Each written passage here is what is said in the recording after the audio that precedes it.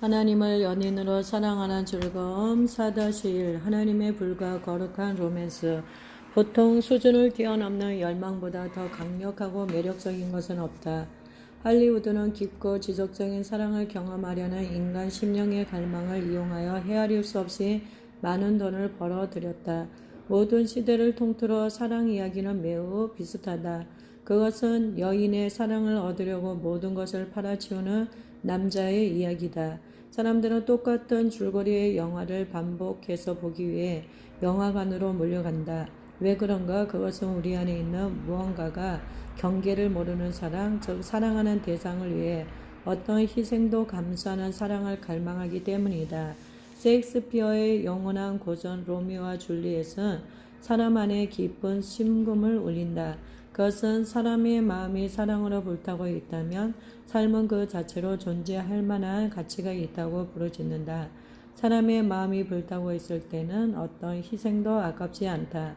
하나님의 불에 대한 계시를 이해하고 아들과 다른 인간들을 향한 그분의 불타는 열정을 경험할 때 당신의 삶은 완전히 변화될 것이다.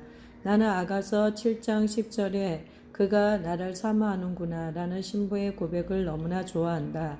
얼마나 멋진 고백인가. 불타는 사랑에 사로잡힌 마음으로 신부가 이렇게 선언한다. 나는 나의 사랑하는 자에게 속하였구나. 그가 나를 사모하는구나.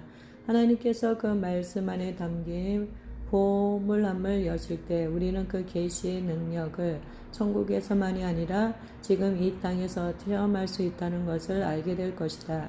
우리는 그분의 열망이 우리를 향해 불타는 고백 안에서 안식할 수 있다. 초월적이며 피조된 적이 없을 뿐만 아니라 시간의 영역 밖에 계시는 하나님께서 당신과 나를 향한 열망에 사로잡혀 영광스러운 일들을 계획하고 계시는 것이다. 성경은 이렇게 말씀한다.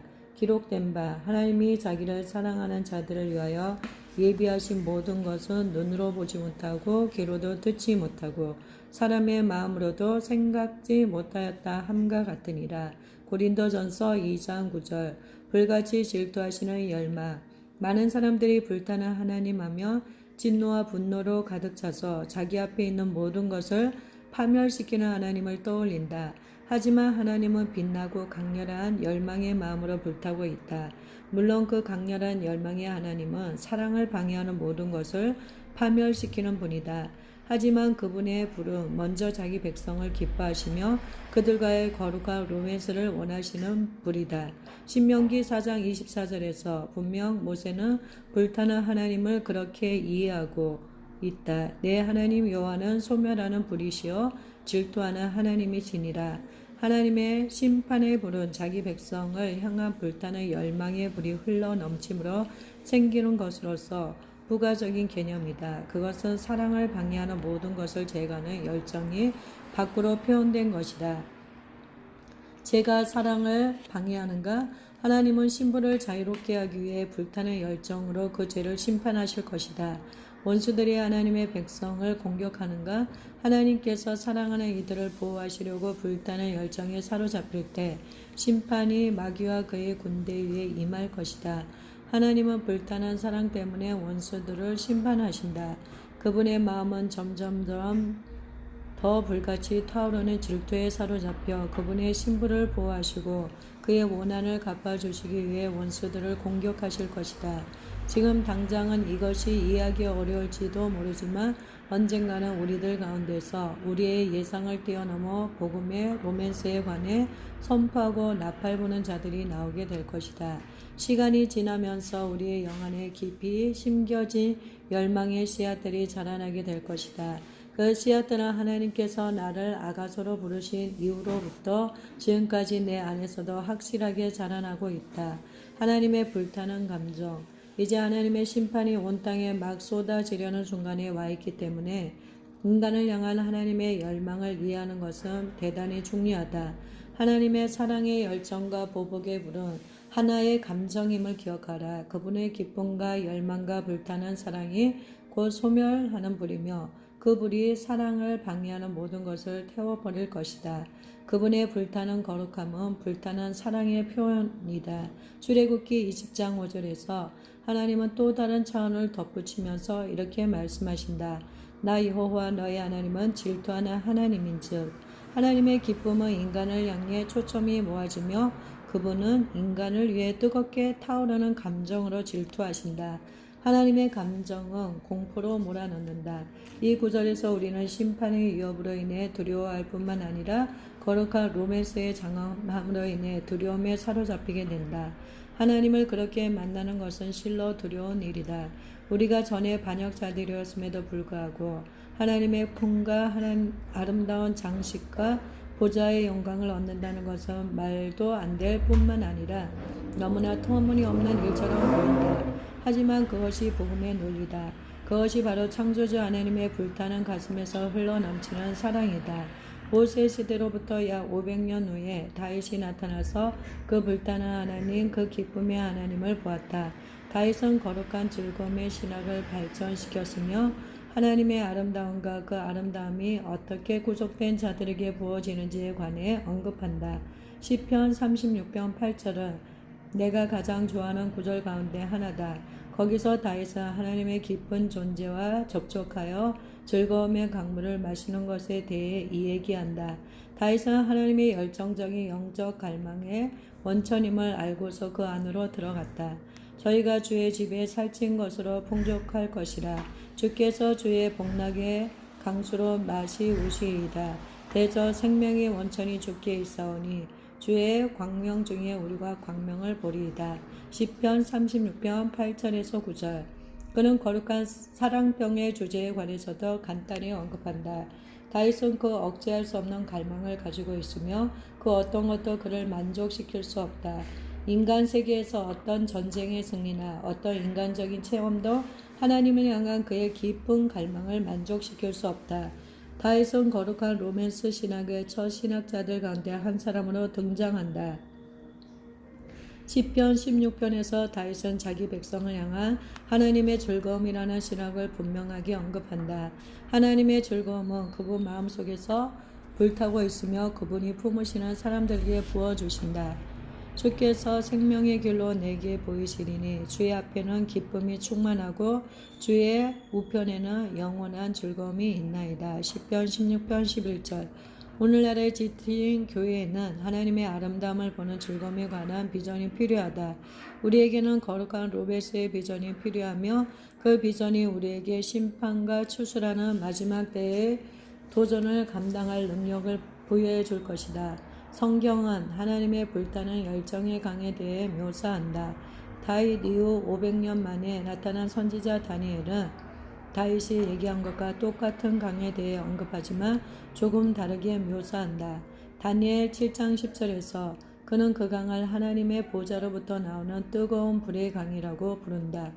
불이 강처럼 흘러 그 앞에서 나오며 그에게 수종하는 자는 천천히요 그 앞에 시위한 자는 만만이며 심판을 베푸는데 책들이 펴놓였더라. 다니엘은 하나님의 보좌로부터 나오는 불의 강을 보았다. 그것은 불타는 열망과 사랑병에 걸린 하나님 자신이었다. 하나님은 사랑을 방해하는 모든 것을 파멸시키실 것이다. 그의 아들이 파트너를 원했기 때문에 아버지는 아들에게 짝을 주기를 갈망하셨다. 창조되지 않은 그 불의 강은 보좌로부터 흘러나오고 있으며 하나님 자신이 그 강의 유일한 원천이시다. 나는 다니엘이 그 강을 보았을 때 성령 하나님을 본 것이라고 믿는다. 불의 강. 다니엘로부터 또 다른 500년이 지난 후 사도 요한이 나타나 하나님의 강에 관한 놀라운 환상을 보았다. 사도 행전 2장 3절에서 120명의 중보자들이 다락방에서 기도하고 있을 때 불이 자연의 영역으로 뚫고 들어와 각 사람의 머리 위에 불길처럼 임했다. 오순절날이 이미 이름에 저희가 다 같이 한 곳에 모였더니 호련히 하늘로부터 급하고 강한 바람 같은 소리가 있어 저희 앉은 온 집에 가득하며 불의 혀같이 갈라지는 것이 저에게 보여 각 사람 위에 임하여 있더니 저희가 다 성령의 충만함을 받고 성령이 말하게 하심을 따라 다른 방언으로 말하기를 시작하니라. 사도행전 2장 1절에서 4절. 그날 모든 사람이 불을 보았고 그 불은 그들 각자의 머물러 있었다. 그들에게 거의 닿지 않았음에도 불구하고 그 불은 그들에게 생기를 불어넣었고 그들은 다른 세계에서 온 사람들로 만들어 놓았다. 이 불에 강한 악한 것은 삼켜버리고 죄악된 인간들을 하나님이 기뻐하시는 사람들로 변화시킨다. 그 강이 다락방의 중보자들을 만지자 연약하고 비겁한 남자와 여자들이 다른 세계에서 온 사람들로 바뀌었다. 그런 남자와 여자들은 다가오는 시대의 실상 가운데 행하게 된다. 돈을 비롯해서 기타 세속적 욕망들과 같은 육신적인 쾌락들이 전혀 다른 관점으로 보이게 될 것이다. 이제 불의 강이 그들을 만졌기 때문에 그들은 상급과 성공과 즐거움을 다시 정의하게 된다. 그들은 모든 것에 대해 전혀 다른 느낌을 갖는다. 그들은 여전히 인간이기 때문에 계속해서 죄와 연약함으로 인해 갈등할 것이다. 하지만 그들의 인간적 갈등이 마지막 부활 때까지는 완전히 제거되지 않을지라도 커다란 변화가 일어난 것만은 확실하다. 그들은 결코 예전과 같지 않을 것이다. 요한은 오순절날 다락방에서 그렇게 만진바된 자들 중 한 사람이었다.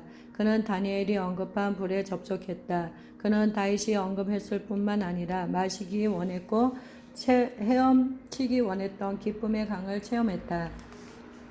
계시록 15장에서 요한은 우리에게 불의 바다에 관해 말하면서 다니엘과 다윗의 묘사를 뛰어넘는다. 그 구절에서 하나님의 강은 흘러넘쳐 불의 바다로 변한다. 마지막에는 모든 성도들 곧 마지막 때의 신부가 보좌 앞에서 타오르는 불에 뒤섞인 그 거대한 바닷가에 있게 된다.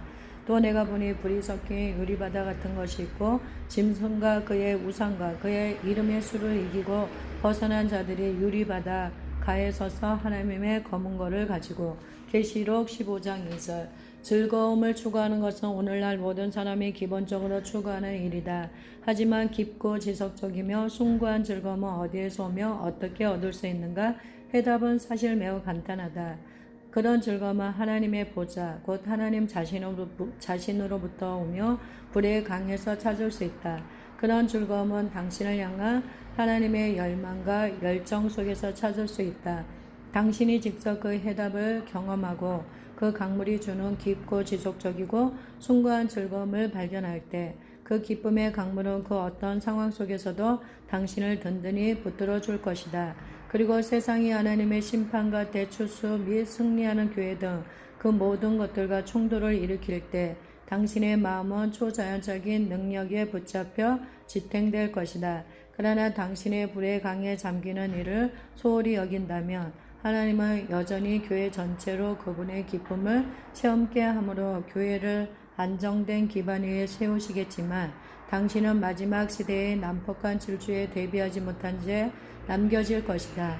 영광과 고통의 난폭한 질주는 인간 역사에서 전례 없는 일이 될 것이다.